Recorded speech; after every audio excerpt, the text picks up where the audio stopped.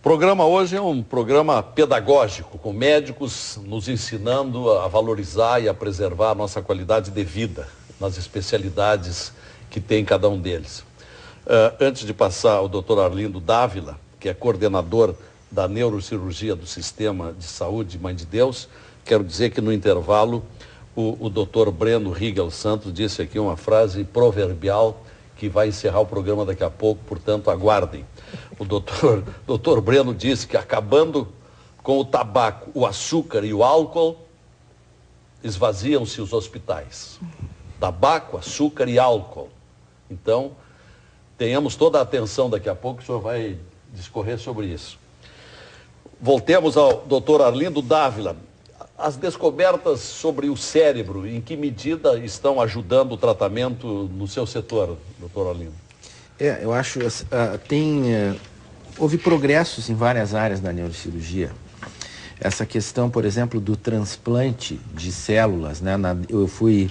Eu tive a oportunidade de passar o meu primeiro mês na residência nos Estados Unidos, num serviço onde estavam fazendo transplantes no México, de adrenal em mesencéfalo, em tronco cerebral para tratamento do Parkinson. E depois se mostrou um fracasso, né? Se imaginava que essas células poderiam se colocar lá, e assim tem sido, por exemplo, nas pesquisas na minha área, com relação à célula-tronco. Né? Porque a célula-tronco é uma célula, na verdade, que pode produzir qualquer coisa, até tumor. Então, esse é o problema. Nesse momento, me parece, dentro daquilo que eu tenho acompanhado, dentro da neurologia e da neurocirurgia, uma célula incontrolável. Nós não sabemos como controlar esse veículo ainda. O que se vê, por exemplo, na área da intervenção vascular, que eu tinha colocado das molas, etc., é um avanço da nanotecnologia. Tá? Essa área é bastante promissora nesses defeitos mecânicos das artérias, né? Porque esses microaparelhos permitem a investigação, seria isso? Por exemplo, um aneurisma cerebral, o que é? Uma dilatação. Vamos imaginar um balão, né? Ou um pneu de bicicleta ou de carro, que tu tira a câmara e fica uma bolha. Sim. Então, essa bolha, o sangue fica passando, provoca um estresse hemodinâmico, né? Pelo fluxo, e pode levar a um rompimento. E isso dá uma mortalidade de 40% a 60%, dependendo do estudo. Então, o ideal é prevenir, já que mais ou menos 5% da população tem aneurisma cerebral. Quanto por cento? 5%. E como se faz a prevenção? De necrópsia. Na verdade, não existe prevenção. Na verdade, assim, existem fatores de risco. Sexo feminino, tabagismo, novamente, né, doutor Breno? Tabagismo. Hipertensão são fatores que levam a isso. Então, mas assim, só 20% desses pacientes vão sangrar. Entendeu? 5% da população aumenta com a idade, mas só 20% dos casos que vai ter sintoma. Então, tu imagina se nós começarmos a tratar todos os pacientes preventivamente, como a gente não consegue 100% de sucesso, nós vamos ter pessoas que vão ficar sequeladas, de alguma forma, pelo tratamento inadequado, o custo social disso. Então, esse é um aspecto que eu queria chamar a atenção, a racionalidade dos tratamentos, né? O conhecimento e aquela frase do Confúcio, saber e saber que sabe, não saber e saber que não sabe. Então, né? E outra frase também fantástica, né? Um tolo com um instrumento continua sendo um tolo. Então, nós temos que saber conhecer, tendo conhecimento, saber de que forma usá-lo. A questão, por exemplo, até da identificação de aneurismas cerebrais. Dois autores ingleses publicaram na revista Brain, há uns anos atrás, o risco que seria identificar pacientes com aneurisma cerebral. Tu imagina dentro da tua carteira de identidade, está lá, risco, análise do genoma, risco para aneurisma cerebral. Tu imagina contratar um cara desse, que de uma hora para outra pode ter um aneurisma. Ninguém vai contratar. Esse é um problema ético, né? Outra coisa, doutor Arlindo, não podemos sair do programa sem o senhor falar de duas doenças muito temidas, Parkinson e Alzheimer. Como é que andamos?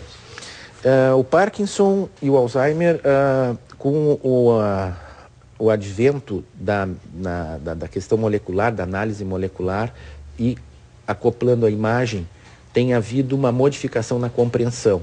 Mas nós estamos na fase de compreender ainda. Mas próximos de já dar um passo adiante. Porque até agora as drogas que se usam, elas não têm um efeito sobre a memória, né? Então, a memória que é atacada sempre, em primeiro lugar? Na verdade, o reflexo é sobre a memória, né? Tu tem determinados circuitos cerebrais que começam a apagar.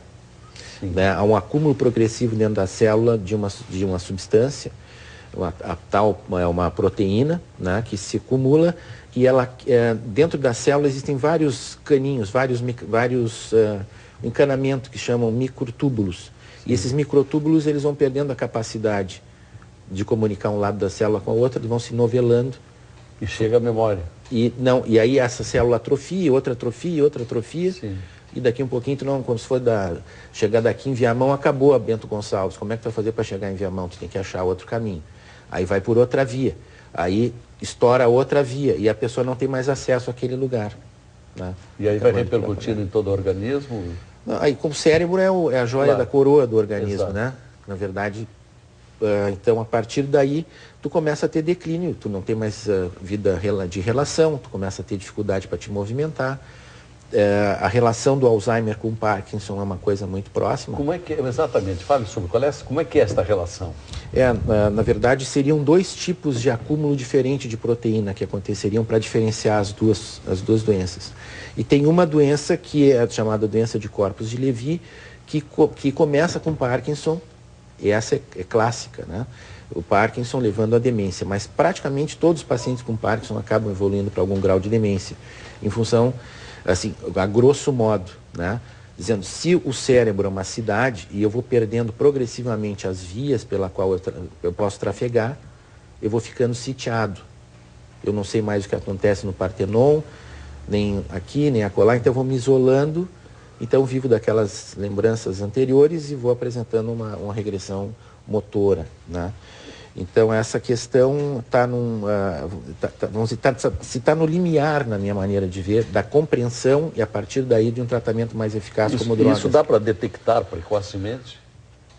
E entramos na mesma questão anterior, claro, que hoje a gente consegue, vamos dizer, ter pistas, né, maiores, né? Geralmente começa com um quadro depressivo no velho, né? Mas nem todo quadro depressivo no velho significa demência. Mas tem gente que começa jovem também, né? Temos casos bem conhecidos. Sim. Jovem na faixa aí dos 50 anos, é jovem ainda. Não, mas isso é outra, vamos dizer assim, é um outro perfil, né?